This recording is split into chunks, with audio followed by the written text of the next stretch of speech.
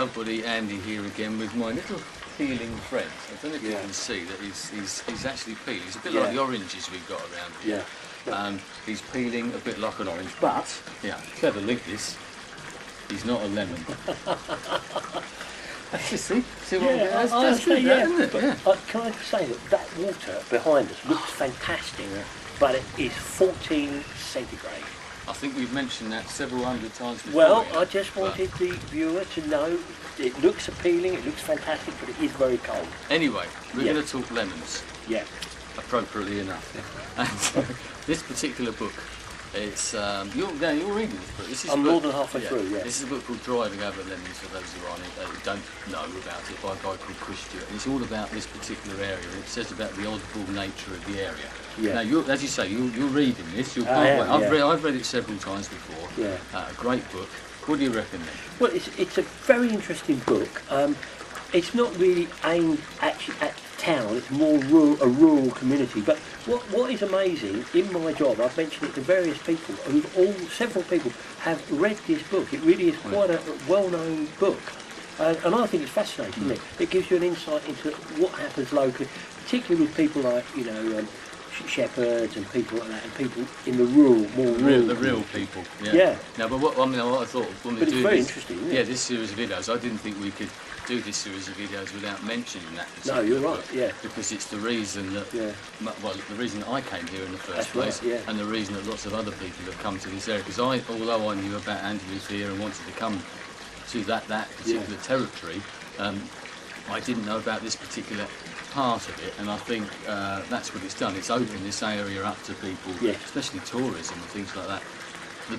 We saw a few in town today, sort of British people wandering about. Not, they're tourists, but like we are, I suppose. And I suspect they'd all been brought to this area because of that book. And even a lot of the expats that we've mentioned before, because I didn't realise that book came out in 1999. I thought that was far later. So a lot of the people that we've been talking to who've lived here for 10 years or so, they may well have been influenced by that book. So I think that's quite an integral part of this area. If you've read it, it's, as Clive says, it does really give a real flavour of the area and does show up the sort of oddball characters and that you've got around, but the locals as well.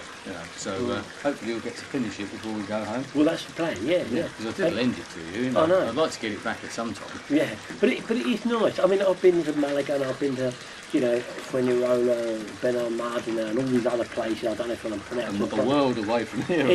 And this is a typical little Spanish town in the middle of the mountains. It's very different. With the festivities going on. But anyway, just change it. So, as I said, we wanted to mention that because I think it's an integral part of one of the reasons that we're here, or I'm certainly visited the area quite a lot. But we've been here for just over a week now. And I'm sure, in each other's company, we know each other quite well, but living under the same roof is a different matter. And I'm sure you've got things that you want to get off of your chest. Well, I'd just like to say that... I don't know, I'm letting myself into something. Well, I know this. I remember, even this morning we were talking, you said I'm in denial. We're eating the same amount of food. Absolutely. But you said I'm eating... you criticised me for having too much bread. You say that there's not enough milk for your cornflakes because I'm having too much milk in my coffees. Too much bread. You seem to have coffee in your milk rather than milk in your coffee. There's a real difference. I like to have some milk with my tea, whereas you swamp it. You should have a cow stationed outside on the ready to win. But you do tend to criticise me a lot over. I'm eating too much, and I'm not in denial. I don't eat more than you. Before I came out here, there was a thing on about the war, and all about war. Yes, there's a bit of a link, isn't it? Well, no, because you know what's coming next. In the war, they had ration books, and I can see what's going to happen. At the moment, you've got me down to half a pint of milk a day. I can have 1 egg a week. He keeps moaning about the bread. I can see I'm going to be rationed. He's going to have a little ration book for me. Clive Garrard, half a loaf a day, 1 egg a week, 2 slices of ham a week. Yeah, that's what's coming next. I'll tell you the one thing that you're not rationed on though. What? Is sleep. Oh, I love the sleep. This guy is like Rip Van Winkle. Believe me, he went to bed at like 9:10 in the morning. In the morning. Yeah, Well, it might as right. well have been, because he slept a lot. 10 past 9 But can I in the just evening. explain why? We had a very early start. We were all up before all up, not like there's a house full, 2 of us. We were up before 7 to spend the day in Granada. So was I. Yeah, I know, but okay, yes, it was 10 past 9. But can I say to you this? Why would somebody go to bed at 10 past 9? Why? It defeats me, mate. It defeats me. If I was in, if we were having a wonderful rapport and, and a great conversation and life was interesting, I wouldn't have been in bed at 10 past 9, would I? So I'm boring you now. Well, no, I didn't use that word. I didn't say that. Hang on, we're did being I? spied on. The owner of the property The owner is over there, trying to get he's checking up on us. Yeah, Yeah. yeah. It's like his mate watching our videos and Yeah, all this I sort know, of stuff. But you told me What? that you actually, the reason you were doing all this sleeping is because it was your beauty sleep. And I just Well, want no, to know true. how it's working. I just don't see it. I can see there's a nasty punchline coming. No, it's just that, I work hard all year, I'm here on holiday, and I thought it'd be a nice chance to get, to lie in the morning. And I don't think, I'm 10 always up o'clock. for 8:30. Well, yeah, night, probably. But anyway, One morning I did sleep in at 10 to 10, didn't I? Yes, I know. Yeah, that's 10 Yeah. to 10. So, But I well, think- to be fair, over here things are slower. Yeah. It's probably just getting into the groove. Yeah. But you've settled into it in that respect very, very well. Can I just share with the better viewer? than anyone I've ever met? Can I share with the viewer one very funny Hurry thing up, the other they're night? going to be getting bored. The other night, no, not with me. The other night, wouldn't miss a shot.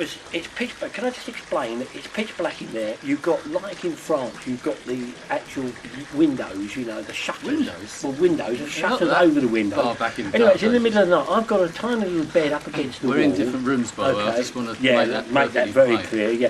And anyway, so it's in the middle of the night, and I'm suddenly thinking in my mind, Wake me up when you come. which side of the bed should I get out of? Anyway, I made the wrong choice, and I smashed, instead of getting out the right side of the bed, it's against the wall. My whole body smashed against the wall, my head and my body literally bounced off the wall, and that was in the middle of that. And you didn't hear me, did you? Because you were fast asleep. The only thing I hear is your snoring, which goes through 2 rooms, because I said we're not in Well, the I same. don't believe that. I'll I tell you, think you're making that I'm up. just going to make the first night we were here, I think he's making it up. we have 2 bedrooms and there's a living quarters in between the 2. I could hear this noise, and it was rhythmical noise, and I thought, what is there, someone playing music? So I sort of strained, I'm laying there thinking that, and I think, no, that's him snoring. No, I think that was the house. like a That was the monster. place next door. There is nowhere next There door. is next door. No, it's a monster from the deep. Anyway, we must leave it there. Yeah. So hopefully we've aired all of those grievances, and we're going to go off and have a little fight, I think. This beer is very nice, It by is, the way, isn't isn't it? it? Yeah. Anyway, we'll see you again The only soon. thing you've done right on this holiday is you chose the correct beer. Well, there you go, see? Perfect. That's one of the important staples of life sorted out, so you can't really criticise me for that. Everything else maybe. Anyway, we are going to leave it there, so we'll speak to you again soon. Adios. Adios.